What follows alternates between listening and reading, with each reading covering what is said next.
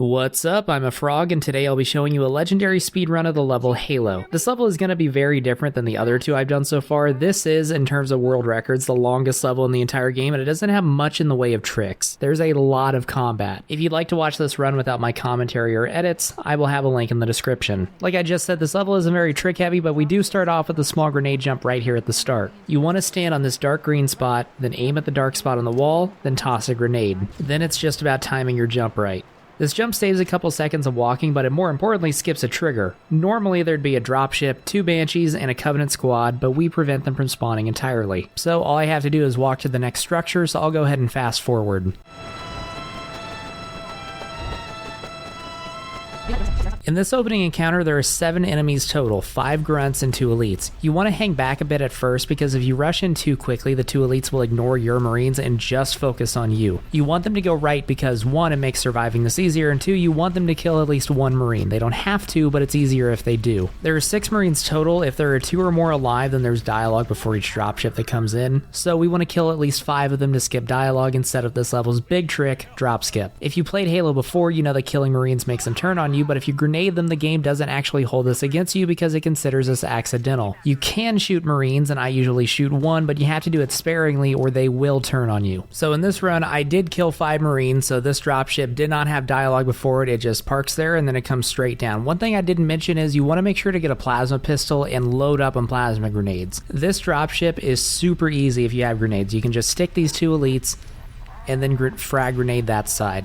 Also as well, yeah, you want to grab all the frag grenades you can up top. There are 3 up top by the health packs. And the way this section works is the next dropship will come in when only 2 enemies are left alive, so right now the second dropship is already coming in. Right here I start shooting at the dropship. There actually is a grunt around that spot, and you can shoot him out while the ship is still in the air. But this leads us to 2 really important grenades.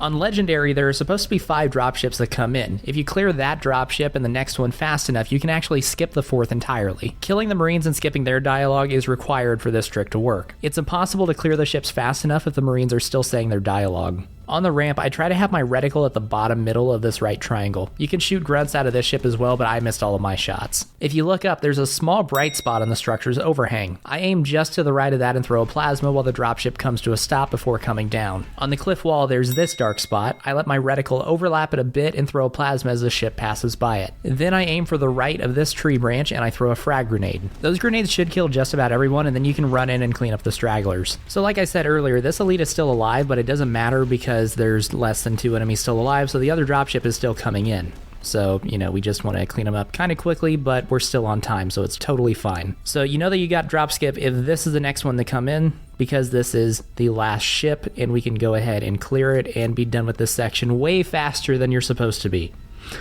So here, I was a little bit late, so I had to start on the right side. Normally you'd want to go left, but you can pick off all the grunts. Kind of forgot how to use my magnum on that last one. Sometimes the elite will spawn inside, like in between the 2 sides of the dropship, which is weird, so you always have to check. And just like that, this section is clear. So now we want to walk around, grab plasma grenades. Now we want to run back on top of the structure for a couple reasons. One, there's extra magnum ammo, there's a health pack. I also just like to make sure I picked up all the frags off of the ground. But the second reason is I still have 1 marine alive, and I want to kill him to try to get frag grenades off of him because that can actually save time later on in the level. So here I miss a couple times and then I get him, and I actually got 2 frag grenades off of him, so that's very helpful. Now we want to run back to the Warthog because the most embarrassing thing I could do is not be in time for the Warthog drop off and lose time because of it. If you played this level before, then you know that the next minute or so is just me driving, so I'll go ahead and fast forward a bit to where the action comes back.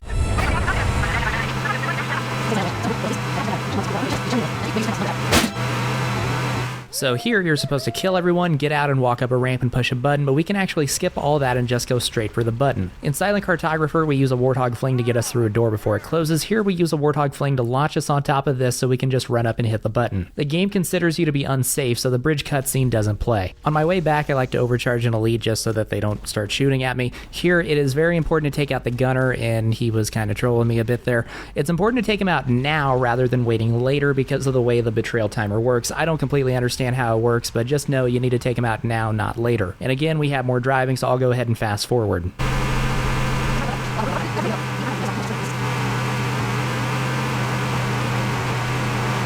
You want to hop out by this lifeboat and grab the sniper rifle. If you don't have frag grenades, you can grab 1 or 2 here, and there's also a health pack, but I usually don't grab it unless I'm in red health. I had completely full health here, which I usually do not, so that was pretty good. So coming in here, we are actually going to do another warthog fling. So this one, come down the hill, do a hard turn, and then jump, and just barely got it.